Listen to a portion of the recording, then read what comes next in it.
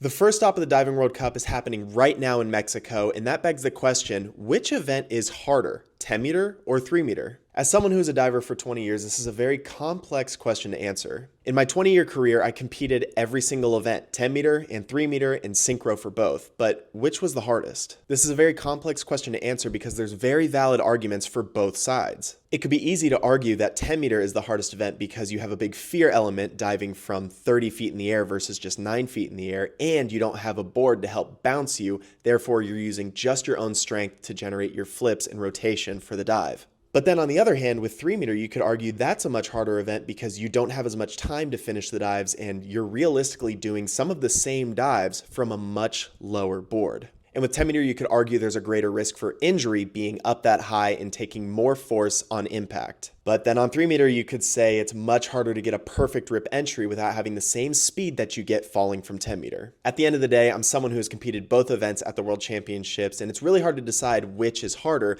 because everyone's body types are different. I'm a much taller diver than some people, which makes certain events easier for me than others. So at the end of the day, I think there's too many factors to decide which is harder. Personally, I thought platform was a much harder event, but that's because I'm taller. I had a harder time spinning and getting my dives moving, whereas I could really utilize the diving board to generate a lot more speed and power. But there's divers who feel the exact opposite of me. And that's what's amazing about the sport of diving. It's extremely challenging, and we all get to walk through that challenge in different ways. So at the end of the day, which is the hardest event, 10 meter or 3 meter?